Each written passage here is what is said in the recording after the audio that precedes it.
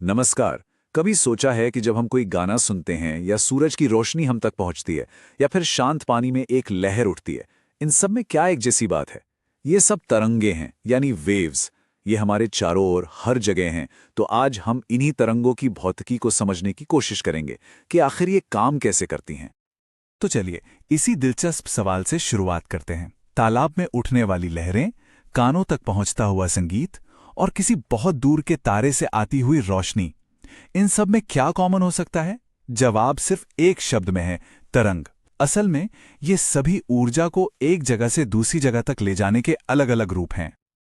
आज हम क्या क्या कवर करने वाले हैं? सबसे पहले हम जानेंगे कि तरंग आखिर है क्या। फिर हम इसके दो मुख्य प्रकार, अनुप्रस्थ और अनुदैर्ध्य तरंगों के बारे में बात करेंगे। हम तरंग की बनावट को समझेंगे और ये भी देखेंगे कि जब तरंगे आपस में टकराती हैं तो क्या होता है। और आखिर में हम स्टैंडिंग वेव्स, बीट्स और अनुनाद जैसी कुछ बहुत ही दिलचस्प घटनाओं पर भी नजर डालेंगे। तो सबसे पहले और सबसे बुनियादी सवाल पर आते हैं। एक तरंग यानी एक वेव आखिर होती क्या है? अगर बिल्कुल सरल शब्दों में कहें तो ये ऊर्जा का एक जगह से दूसरी जगह जाना है, पदार्थ का नहीं। देखिए, तरंग एक तरह की हलचल या विक्षोभ है जो किसी माध्यम में आगे बढ़ती है। और सबसे जरूरी बात यह है कि ये अपने साथ ऊर्जा तो ले जाती हैं, लेकिन पदार्थ को नहीं। इसे ऐसे समझिए, जैसे आपने किसी शांत तालाब में पत्थर फेंका हो। आप देखते हैं कि लहरें किनारे की तरफ फैलती हैं, है ना? लेकिन पानी खुद अपनी जगह से चलकर किनारे तक नहीं जाता। पानी के कण तो बस अपनी जगह पर ही ऊपर नीचे होते हैं। ठीक है, अब तरंगों को उनके फैलने के तरीके के आधार पर दो मुख्य प्रकारों में बांटा जाता है, खासकर वो तरंगे जिन्हें आगे बढ़ने के लिए किसी माध्यम की जरूरत होती है। चलिए इन दोनों प्रकारों को एक एक करके समझते हैं। तो तरंगे दो तरह की होती हैं। एक है अनुप्रस्थ तरंग यानी ट्रांसवर्स वेव। इसमें माध्यम के कण तरंग की दिशा के लंबवत, मतलब ऊपर नीचे कंपन करते हैं। ये तरंगे ज्यादातर ठोस चीजों में ही बनती हैं। और दूसरी है अनुदैर्ध्य तरंग यानी लॉन्जिट्यूडनल वेव। इसमें कण तरंग की दिशा में ही, मतलब आगे पीछे कंपन करते हैं। ये तरंगे ठोस, तरल और गैस तीनों में चल सकती हैं। ये देखिए, ये अनुप्रस्थ तरंग का एक बहुत अच्छा उदाहरण है। मान लीजिए आपने एक रस्सी का एक सिरा पकड़कर उसे ऊपर नीचे हिलाया, तो आप देखेंगे कि लहर तो आगे की तरफ बढ़ रही है, लेकिन रस्सी का हर एक छोटा हिस्सा अपनी ही जगह पर सिर्फ ऊपर नीचे हो रहा है। और अब इसे देखिए, यह है एक अनुदैर्ध्य तरंग। जरा सोचिए कि एक पाइप में पिस्टन हवा को आगे पीछे धकेल रहा है। इससे क्या होगा? कहीं पर हवा के कण पास पास आ जाएंगे, जिसे हम संपीड़न कहते हैं, और कहीं पर दूर दूर हो जाएंगे, जिसे विरलन कहते हैं। हमारी आवाज यानी ध्वनि तरंगें बिल्कुल इसी तरह काम करती हैं। तो अब जब हम तरंगों के प्रकार समझ चुके हैं, तो अब वक्त है उनकी बनावट को समझने का। और इसके लिए हमें गणित की मदद लेनी होगी ताकि हम उनका सही सही विश्लेषण कर सकें। अब ये समीकरण देखकर घबराना नहीं है, ये बहुत आसान है। ये दरअसल एक चलती हुई तरंग का गणितीय रूप है। ये बस हमें ये बताता है कि तरंग का कोई भी कण, जिसे हम y से दिखा रहे हैं, वो किसी भी स्थान x पर और किसी भी समय t पर कहाँ होगा। एक तरह से ये तरंग का पूरा नक्शा है। चलिए इस समीकरण के हर हिस्से को जल्दी से समझ लेते हैं। ए है आयाम, मतलब लहर अपनी सामान्य स्थिति से कितनी ऊंची उठती है। लैम्डा, जिसे हम वेवलेंथ या तरंग दैर्घ्य कहते हैं, ये दो लगातार लहरों के शिखर के बीच की दूरी है। और न्यू है आवृत्ति, मतलब एक सेकंड में कितनी लहरें एक बिंदु से गुजरती हैं। ये सब मिलके ही एक तरंग की पूरी पहचान बताते हैं।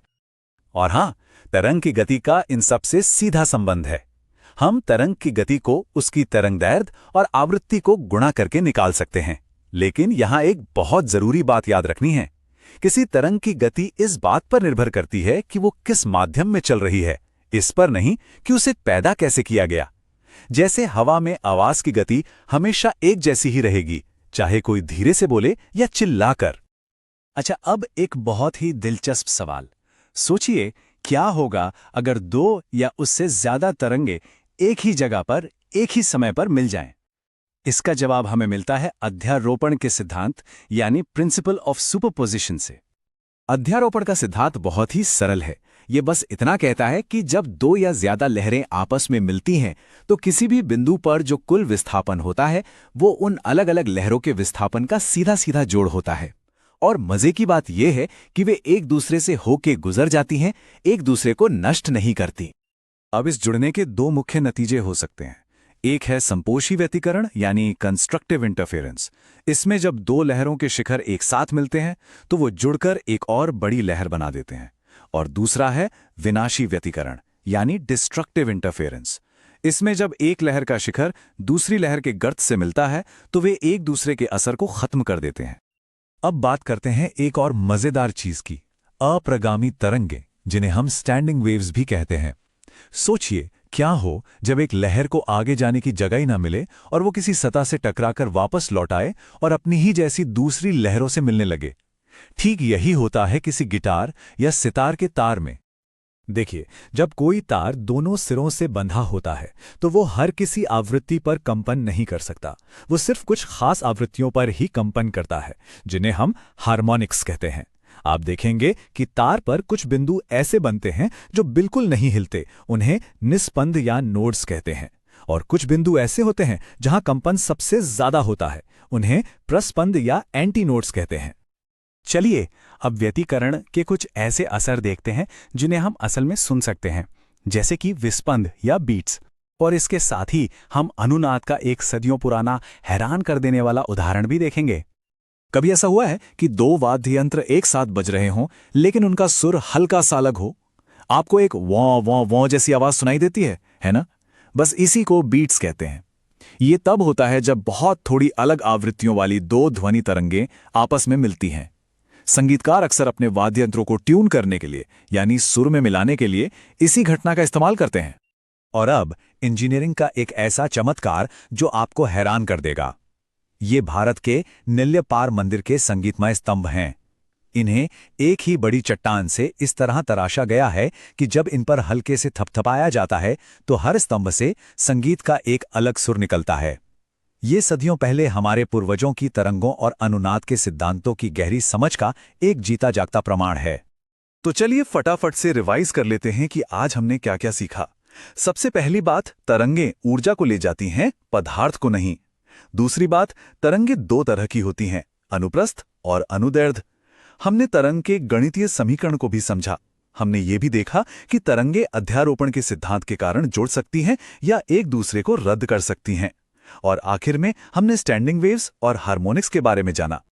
तो अगली बार जब आप कोई संगीत सुने, आसमान में इंद्रधनुष देखें या मेडिकल सोनोग्राफी के बारे में पढ़ें तो याद रखिएगा कि इन सब के पीछे तरंगों का ही विज्ञान है। सितार के तारों से लेकर सोनोग्राफी की तकनीक तक तरंगों के यही मूल सिद्धांत हमारी दुनिया को अनगिनत तरीकों से आकार दे रहे हैं। जरा सोचिएगा, अपने आसपास और कहां-कहां आप तरंगों को काम करते हुए देखते हैं।